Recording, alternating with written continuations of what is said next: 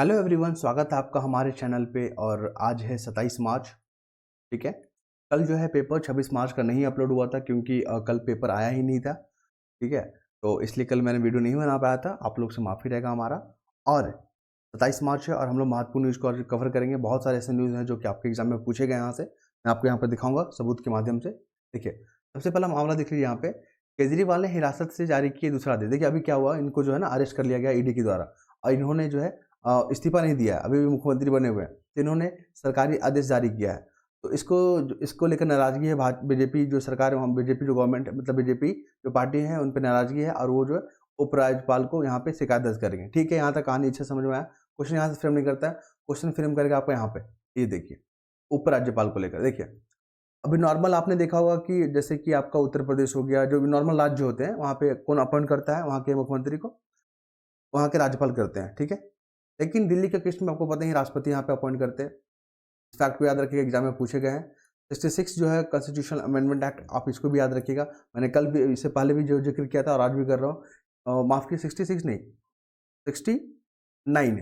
ठीक है, 69 constitution amendment act जो है ना, ये आपको दिल्ली से जुड़ा हुआ है। दो फैक्ट हो गया। साथ में यहाँ पे देख लीजिए, यहाँ पे एक और फैक्ट को देखेंगे यहाँ पे, न्यायपालिका को लेकर। तो न्यायपालिका जो है ना यहाँ पे, न्यायपालिका से यहाँ पे ध्यान रखिएगा, जैसे कि सुप्रीम कोर्ट और हाई कोर्ट, आगे हम लोग जिक्र करेंगे न्यायपालिका के बारे में। लेकिन दो फैक्ट यहाँ पे मैंने आपको बताया।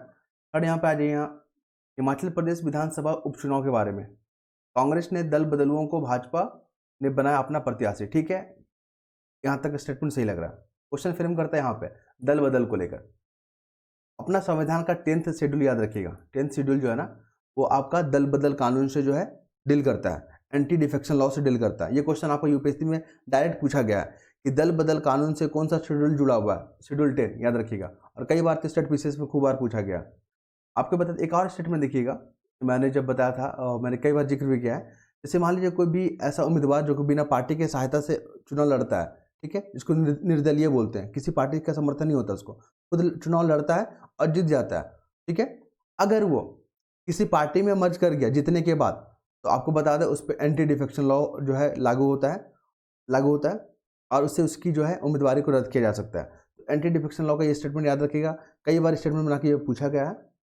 और एक होता है, आपने व्हीप का नाम सुना हुआ है। व्हीप देखिए, कभी भी क्या होता है, जब मान ली पार्टी का समर्थन जब जुटाना उटाना होता है, तो व्हीप जो है ना एक सचेतक होता है। ठीक है, व्हीप क्या होता है, पार्टी में अनुशासन बनाने का काम करता है। ठीक है, क्या करता है, डिसिप्लिन मेंटेन करने का काम करता है। तो अभी व्हीप जारी किया गया था, तो उनकी पार्टियों ने बागी निकल गया, उनके पक्ष में वोट वगैरह नहीं दिया। तो व्हीप का काम याद रखिएगा, सचेतक होता है, पार्टी में डिसिप्लिन बनाना होता है।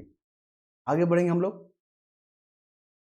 देखिए, अपसपा कानून भी कभी कभी पूछ लेता है एग्जाम में। ठीक है, अपसपा कानून क्या है और किस राज्यों में लागू है, तो आपको बता दें कि अभी जो है जम्मू कश्मीर में लागू है।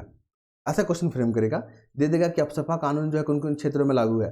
तो इसमें जो है आपका नॉर्थ ईस्ट वाला इलाका दे देगा, और जम्मू कश्मीर दे देगा। कोई ऐसा अन्य राज्य भी दे देगा जहाँ पे जो है आपका अपसपा कानून लागू नहीं है। तो पूछता है कि कौन से राज्य में लागू है, कौन से राज्य में लागू नहीं है। तो आपको बता दें, जो जम्मू कश्मीर है, यूनियन टेरिटरी, वहाँ भी अपसपा कानून लागू है।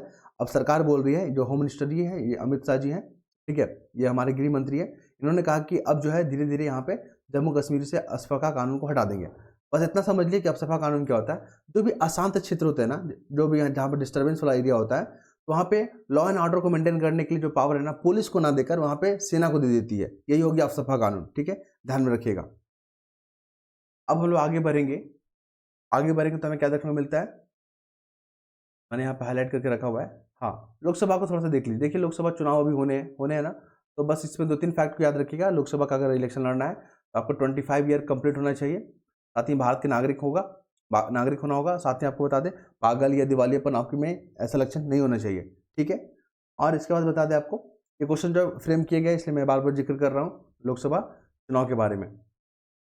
लोकसभा में सीट पता है कितना है, 545 है। जो एंग्लो इंडियन को यहाँ पे अपॉइंट करने का जो है, नॉमिनेट करने का पावर जो किसको है, राष्ट्रपति को है, माफ कीजिएगा, राष्ट्रपति को है।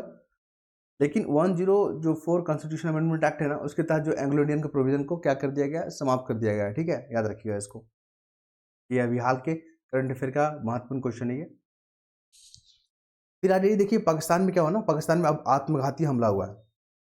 पाकिस्तान का दोहरा रवैया है। एक तो पाकिस्तान को जो है भारत के खिलाफ जो है ना आतंकवाद को हथियार के रूप में यूज़ करता है, ठीक है। और दूसरी तरफ क्या है कि वो जो बोलता है कि हम आतंकवाद से लड़ने के लिए जो है बहुत सारे जो कदम उठाए हैं, लेकिन ऐसा कुछ दिखता नहीं उसमें। तो यहाँ पे देखेंगे तो 5 चीनी जो नागरिक हैं उसका मौत हो गया। क्यों?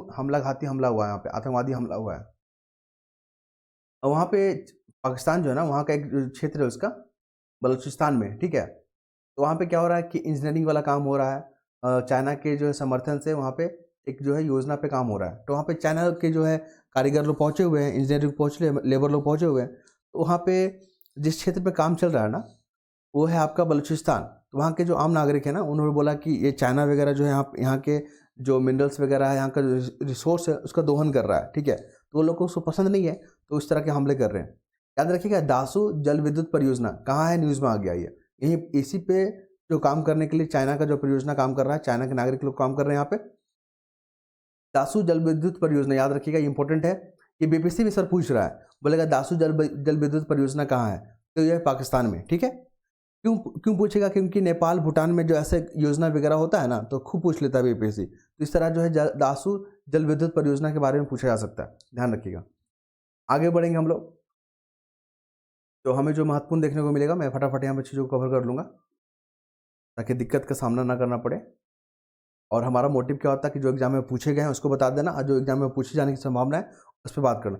देखिए अभी क्या हो रहा है ना, आपको पता है इन्फोर्समेंट जो डायरेक्टर है, ये आपको वित्त मंत्रालय के तहत काम करता है। वित्त मंत्रालय के जो राजस्व विभाग है उसके तहत काम करता है। और इसको पावर कहाँ से मिलता है? फेमा कानून है, FEMA, फेमा, ठीक है। याद रखिएगा, फेमा क्या है? कानून है। और फेमा कानून के तहत अगर हम लोग बात करें यहाँ पे, तो फेमा का फुल फॉर्म याद रखिएगा, फॉरेन एक्सचेंज मैनेजमेंट जो है, फॉरेन एक्सचेंज जो है यहाँ पे। तो हम लोग देख रहे थे यहाँ पे फेमा कानून को। देखिए फेमा कानून के माध्यम से ही जो है ईडी को पावर मिलता है। फेमा का फुल फॉर्म याद रखिएगा, एग्जाम में पूछे जा सकते हैं। FEMA, foreign exchange management act, ठीक है। ये 99 में कानून बना था। कब बना था? 1999 में कानून बना था। लागू कब हुआ था? 2000 में। ये क्वेश्चन आपका यूपीएससी में पूछा गया है। और फेमा का फुल फॉर्म जो यूपीएससी में पूछने की पूरी संभावना है, क्योंकि चैट जीपीटी को लेकर, SSG को लेकर, ठीक है, OTT को लेकर, TRP को लेकर, ये तमाम जो है ना टर्मिनोलॉजी बहुत न्यूज़ में रह चुके हैं। तो पूछने की पूरी संभावना है, आप लोग को ध्यान रखना है इस चीज़ को, ठीक है। फेमा कानून। आगे बढ़ेंगे हम लोग यहाँ पे, तो आगे जो हमें देखने को महत्वपूर्ण मिल रहा है, देखिए फिर मैंने भी जिक्र किया था अभी भोजशाला, आपको पता है ना कहाँ पे भोजशाला परिसर, ये MP में है। यहाँ पे पहले जो है मंदिर हुआ करता था, तो इसी को लेकर जो हिंदू पक्ष वाले लोग जो यहाँ पे मामला जो है हाईकोर्ट में गया है, और हाईकोर्ट ने जो यहाँ पे परमिशन दिया है कि यहाँ पे क्या होगा, वैज्ञानिक तरीके से सर्वेक्षण करवाया जाएगा, ठीक है। यहाँ तक चलिए, क्वेश्चन फिर यहाँ से निकलेगा, पूछेगा ASI, ये यूपीएससी में क्वेश्चन पूछा गया है, आर्कियोलॉजिकल सर्वे ऑफ इंडिया। आपने भी जो भी रेगुलर हमारे वीडियो को देख रहे होंगे उनको पता चल रहा होगा, उनको चीज़ में अब धीरे धीरे जहन में आने लगा होगा कि हाँ यहाँ से क्वेश्चन फ्रेम किया गया है। तो ASI जो है ना, आर्कियोलॉजिकल सर्वे ऑफ इंडिया, जो है संस्कृति मंत्रालय के तहत काम करता है। किसके मंत्रालय के तहत? संस्कृति मंत्रालय के तहत काम करता है, ठीक है। चलिए, और कोर्ट के बारे में थोड़ा सा बता दें। देखिए मैंने जो है बताया आपको, जब मैंने क्वेश्चन को पूरा तहकीकात किया, सोर्स को फाइंड किया, तो जो अवमानना के बारे में जो मैंने बात करता, कंटेम्प्ट जो बात कर रहा था, अवमानना की जो कोर्ट के आदेश होता है, निर्देश होता है, उसको अगर लागू नहीं करता है, उसको कोई नहीं मानता है, तो उस पर कंटेम्प्ट का केस चलता है ना। ये कंटेम्प्ट का केस जो है ना, ये संविधान से जो है कोर्ट को पावर नहीं मिला हुआ, बल्कि 1971 में जो है एक एक्ट बनाया गया था, उसके माध्यम से जो है उसको पावर मिलता है सुप्रीम कोर्ट को और हाई कोर्ट को। और अवमानना के केस में जो है ना, सुप्रीम कोर्ट और हाई कोर्ट को ये पावर दिया गया है कि आप जो है अपने हिसाब से जो है कानून बना सकते हैं। यहाँ पे संसद की भूमिका नहीं दी गई है, ठीक है। मैंने कल जो है यहाँ पे सारे बुक को देखा था, लक्ष्मीकांत को पढ़ा वहाँ पे, फिर आपके विजन वगैरह मैगजीन को भी देखा वहाँ पे। तो इस तरह की बातें वहाँ पे नहीं लिखी गई, और प्रीवियस ईयर क्वेश्चन का भी मैंने एनालिसिस किया, तो उसमें संसद की भूमिका नहीं बात की गई है। कहने का मतलब कंटेम्प्ट का जो केस है ना, कंटेम्प्ट का जो मामला है, उसमें सिर्फ सुप्रीम कोर्ट और हाई कोर्ट को जो है कानून बनाने का अधिकार दिया गया है, ठीक है। चलिए आगे बढ़ेंगे हम लोग। तो देखिए जो भोजशाला परिसर में जो सर्वे होगा, तो वहाँ पे कार्बन डेटिंग का प्रयोग किया जाएगा। कार्बन डेटिंग याद ही आपको, कार्बन डेटिंग का प्रयोग जो है ना, जो है ईयर मापने के लिए किया जाता है कि कितने साल पुराना चीज़ है उसको लेगा, क्योंकि साइंस टेक में ये क्वेश्चन पूछा गया है। अब आइए यहाँ पे भोजशाला में जो ना देवी सरस्वती माता का जो है यहाँ पे मंदिर है, ठीक है। तो आपने देखा होगा कि वैदिक जो पीरियड होता है, इतिहास की बात कर रहा हूँ, वहाँ से कैसे क्वेश्चन प्रयोग करता है। तो जो वैदिक काल है ना, वहाँ पे वैदिक जो ग्रंथ है, ठीक है, ऋग्वैदिक जो है वहाँ पे, और ऋग्वैदिक में सबसे अधिक बार जिस नदी का वर्णन किया ना, सबसे अधिक वो है सिंधु नदी। याद रखिएगा, सिंधु नदी का सबसे अधिक बार वर्णन किया गया है। लेकिन पवित्र नदी कौन है, तो वहाँ पे है सरस्वती नदी। सरस्वती नदी जो है ना पवित्र नदी के रूप में वर्णन है। तो ये फैक्ट को याद रखिएगा, एग्जाम में पूछे गए हैं बहुत बार। फिर अगला आते हैं यहाँ पे गगन शक्ति युद्धाभ्यास। देखिए गगन शक्ति युद्धाभ्यास जो है ना ये वायुसेना का अपना युद्धाभ्यास है, ठीक है, याद रखिएगा। और आपको पता ही है पूर्वी जो लद्दाख को लेकर भारत और चाइना के बीच में विवाद है, तो और आपके पाकिस्तान वाले एरिया में यहाँ पे वायुसेना का जो यहाँ पे क्या चलेगा, गगन शक्ति युद्धाभ्यास चलता रहेगा, ठीक है। चलिए आगे बढ़ेंगे हम लोग। तो यहाँ पे देखिए बांधवगढ़ नेशनल पार्क न्यूज़ में आ गया है, ठीक है। ये क्वेश्चन यहाँ से पूछा गया है, क्यों न्यूज़ में आ गया, तो यहाँ पे अभी 2 बाघ के शावक जो है ना मृत पाए गए हैं, ठीक है, इसके कारण जो है न्यूज़ में आ गया। तो मध्य प्रदेश में बांधवगढ़ जो है राष्ट्रीय जो है नेशनल पार्क है।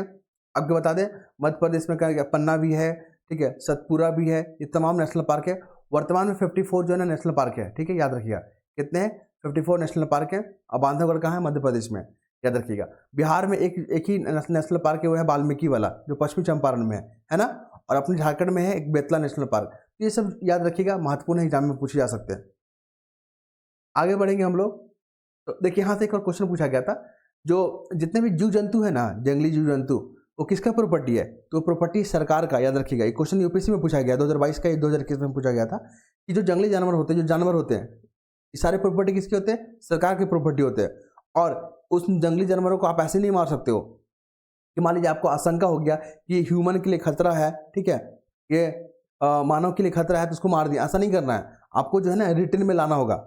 और वो जो वार्डन होते हैं ना, वन जीव का वार्डन होते हैं, उनसे परमिशन लेना पड़ेगा, तब आप जो है मतलब जीवों को मारने का वहाँ पे परमिशन मिलता है, ठीक है। तो एक लिखित प्रोसीजर होता है, एक उसमें ऑफिशियली जो है एसओपी होता है, स्टैंडर्ड ऑफ प्रोटोकॉल होता है। ये क्वेश्चन फ्रेम किया गया है यूपीएससी में। इतना याद रखिए कि जंगली जानवर जो है ना सरकार की प्रॉपर्टी होती है, और एकमात्र सरकार की प्रॉपर्टी होता है, किसी और की प्रॉपर्टी नहीं है, ठीक है। चलिए आगे बढ़ेंगे एडिटोरियल पेज में। देखिए चार्ल्स डार्विन का आपने नाम सुना होगा, आपने जब बायोलॉजी पढ़ते होंगे तो लाइफ ऑफ इवोल्यूशन, ठीक है, जीवन की उत्पत्ति के बारे में आपने चार्ल्स डार्विन के बारे में पढ़ा होगा। इनका एक कॉन्सेप्ट है नेचुरल सिलेक्शन। नेचुरल सिलेक्शन समझ रहे हैं ना, कि जो है इन्वायरमेंट वही जो है ना, जो सबसे फिट होंगे वही जो है सर्वाइव कर पाएंगे। नेचुरल सिलेक्शन बोलते हैं उसको, ठीक है। तो ये चार्ल्स डार्विन के द्वारा ही दिया गया। आपने लैमार्क के बारे में पढ़ा होगा। जिराफ का एग्जाम्पल दिया गया था। देखिए जिराफ का पहले गर्दन छोटा हुआ करता था, लेकिन धीरे धीरे जो है उनका गर्दन लंबा हो गया। इस तरह का एग्जाम्पल दिया गया था ना लैमार्क के द्वारा, याद रखिएगा, ठीक है। आते हैं सबसे पहला विदेशी शिक्षा का बढ़ता आकर्षण। अभी क्या हो रहा है इस पूरे आर्टिकल में, पता है क्या बात किया गया है, जैसे कि यहाँ के भारतीय जो स्टूडेंट है वो विदेशों में पढ़ने का जो उनका आकर्षण है बहुत बढ़ता जा रहा है। क्यों? क्योंकि वहाँ पे बेहतर एजुकेशन है, ठीक है, रोजगार है वहाँ पे, इस कारणों से। तो वहाँ पे जब जाते हैं बाहर पढ़ने के लिए, ठीक है, बाहर पढ़ने के लिए जाते हैं तो वहाँ पे फिर रेवेन्यू भी खर्च होता है, उनका पैसा भी लगता है।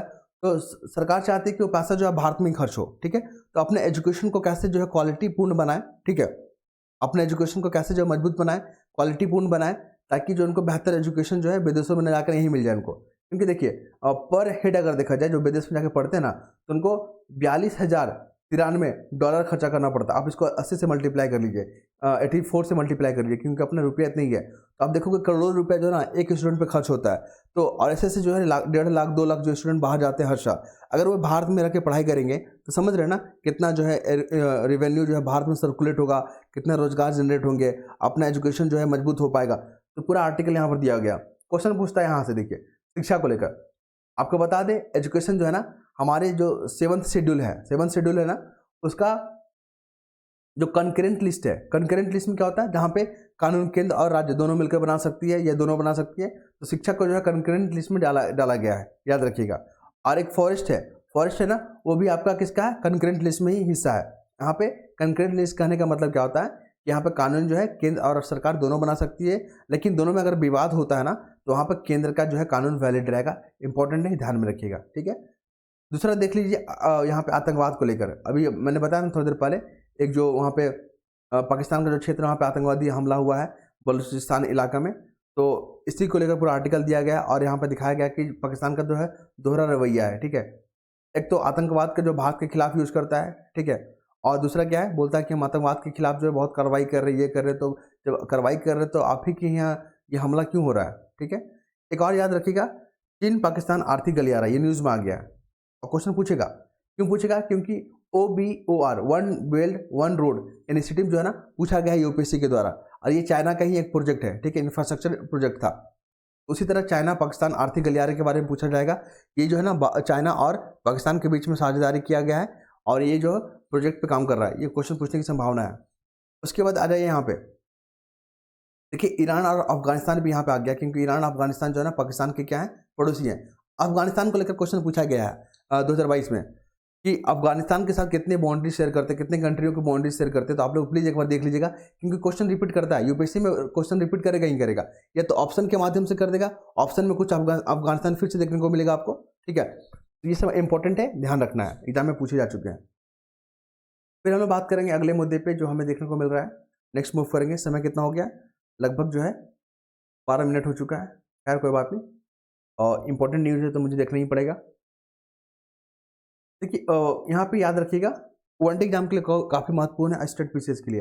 ये यहाँ पे जो आप देख रहे हो भावना, ये ना, ये माउंट एवरेस्ट पे जो है, माउंट एवरेस्ट का जो है फतेह कर चुकी है, लेकिन ये छोटी बच्ची है ना, इन्हीं का बेटी है ये, इनका नाम है सिद्धि, ठीक है। ये भी बेस कैंप तक पहुँच चुकी है, तो ऐसा करने वाली कम उम्र की ये बच्ची है, ध्यान रखिएगा इसको, पूछे जा सकते हैं। फिर आगे बढ़ेंगे तो आपको पता है ना, अरुणाचल प्रदेश में चाइना बोल रहा है कि ये मेरा हिस्सा है, ये हमारा तिब्बत है, तिब्बत का ही भाग है अरुणाचल प्रदेश को। तो यहाँ पे विपक्ष जो है ना, कांग्रेस के जो अध्यक्ष हैं वो भी बोल रहे हैं कि भारत सरकार को यहाँ पे चाइना की जो यहाँ पे बेतुका और जो हास्यास्पद जो दावे हैं उसको जो खंडन करना चाहिए, ठीक है। तो यहाँ पर देख सकते हैं, यहाँ पे प्लीज चाइना पॉलिसी आ गया है।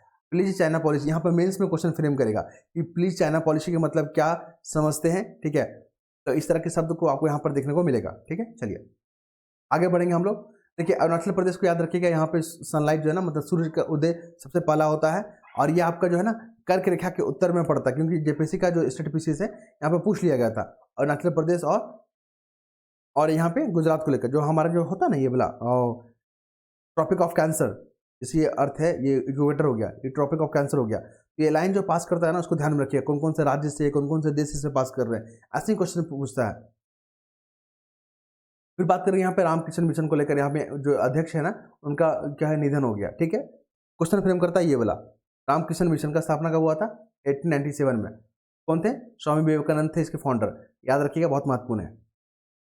आगे बढ़ेंगे हम लोग, तो हमें जो देखने को मिल रहा है इस टॉपिक पे कुछ खास देखने को मिल रहा है क्या, जी हाँ। देखिए इरडा ने पॉलिसी वापसी शुल्क के संबंधित नियम में बदलाव किया। मतलब इरडा जो है ना, याद रखिएगा, ये संस्था है, ये बीमा जो क्षेत्र है ना, इंश्योरेंस जो सेक्टर है उसको रेगुलेट करती है, और ये 1999 में बना था, याद रखिए। स्टेट बीसीएस में एक तरफ जो है संस्था दे देगा, एक तरफ उसका स्टैब्लिश ईयर देगा, बोलेगा मैचिंग करके बताइए, तो ध्यान में रखना आपको।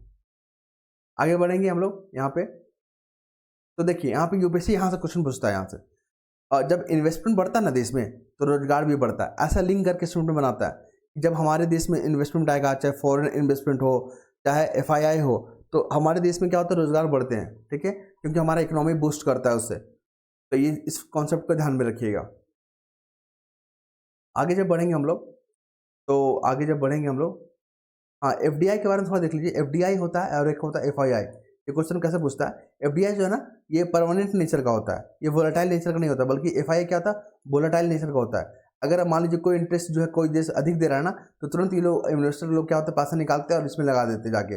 आपने देखा होगा फेडरल रिजर्व बैंक जो कभी कभी अपने यहाँ इंटरेस्ट हाई कर देती है, तो भारत से जो है पैसे निकालने लगते हैं इन्वेस्टर लोग और अपने वहाँ पे इन्वेस्ट कर देते हैं। ये वोलेटाइल नेचर का होता है। एफडीआई जो है ना परमानेंट नेचर का होता है, और ये जो है ना जब एफडीआई आता है सिर्फ पैसा ही नहीं आता, साथ में टेक्नोलॉजी भी आता है, साथ में स्किल भी आता है, बहुत कुछ आता है आपको यहाँ पे।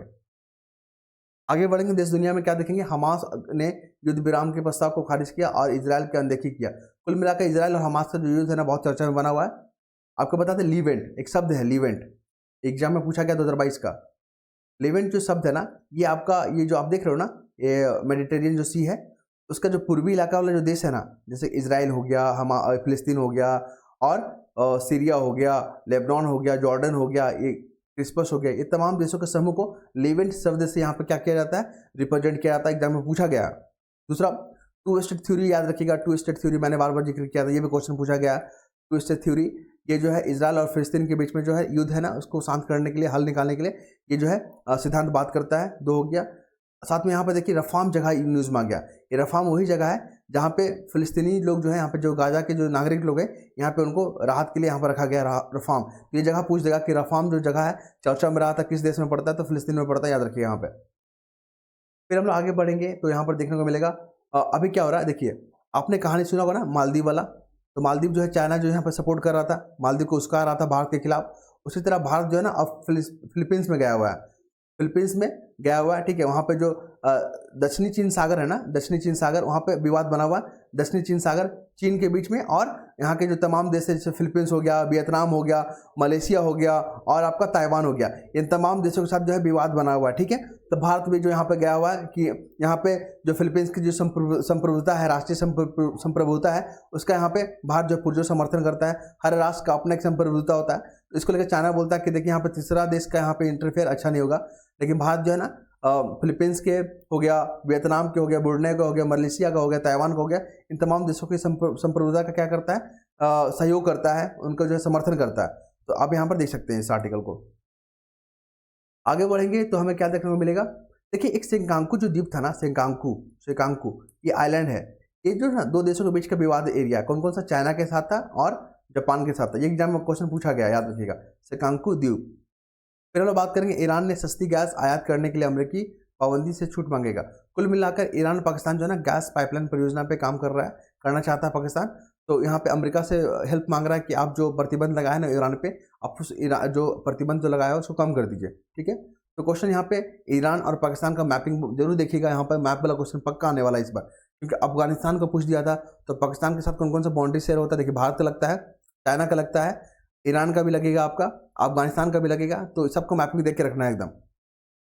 आगे बढ़ेंगे तो यहाँ पर देखने को मिलेगा अभय ठाकुर जो है ना म्यांमार में भारत के राजदूत बन गए। क्वेश्चन यहाँ ये नहीं पूछेगा कि कौन एम्बेसडर बने कौन नहीं बने, क्वेश्चन पूछता है म्यांमार को लेकर।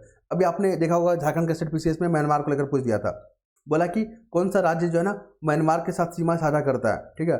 आपको बता दें जो नॉर्थ ईस्ट वाला जो इलाका हमारा, ये हो गया अरुणाचल प्रदेश हो गया, ये हो गया मणिपुर, नागालैंड हो गया ना, मिजोरम, ये तमाम जो राज्य है ना आपकी किसके साथ बाउंड्री शेयर करते हैं, ये करते हैं म्यांमार के साथ, ध्यान रखिएगा, एग्जाम में पूछे जाएंगे।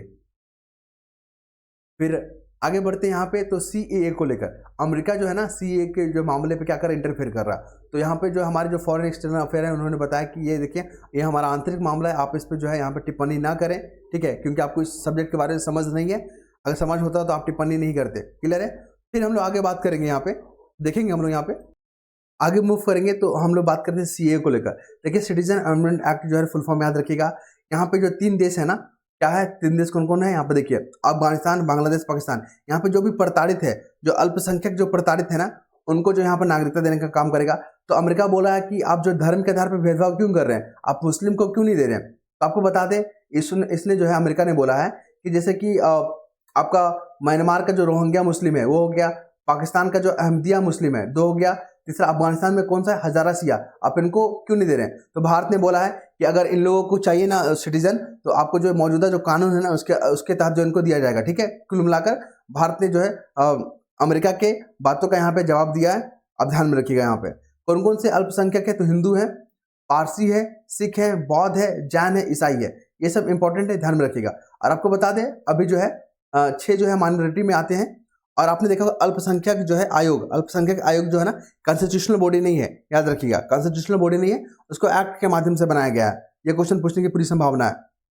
फिर आइए देखिए चीन सरकार के समर्थित हैकर। क्वेश्चन क्या है कि अमेरिका, ब्रिटेन, न्यूजीलैंड ने आरोप लगाया है कि एक समूह है जो हैकिंग का काम कर रहा है और उसको चाइना समर्थन करता है। एटीपी याद रखिएगा, एपीटी 31 पूछेगा ये ग्रुप जो चर्चा में रहा क्या है, तो ये हैकरों का समूह है जो कि चाइना समर्थन करता है, ऐसा वेस्टर्न जो मीडिया है, वेस्टर्न जो कंट्री है उसका आरोप लगाया गया। आपने देखा होगा कि पेगासस जो है ना, पेगासस जो स्पाईवेयर था वो इजराइल का था और न्यूज में आया था तो क्वेश्चन पूछा गया था। तो एपीटी भी पूछने की पूरी संभावना है, ध्यान में रखिएगा। और बीपीएससी में इस पर संभावना है कि पूछ सकता है। अब आते हैं हम लोग स्पोर्ट्स सेक्शन में। स्पोर्ट्स सेक्शन में मुझे कुछ खास नजर नहीं आता है, ठीक है। और बाकी सारी जो नॉर्मल न्यूज़ है, जो कि अगर आप लोग इंटरेस्टेड है तो आप लोग जो है स्पोर्ट्स सेक्शन में पढ़ सकते हैं। मुझे कुछ खास नजर नहीं आया। बस याद रखिएगा यहाँ पे बजरंग पुनिया जी का ध्यान रखिएगा। ये जो है आपके किस खेल से जुड़े हुए हैं उसको ध्यान रखिए, क्वेश्चन पूछता है।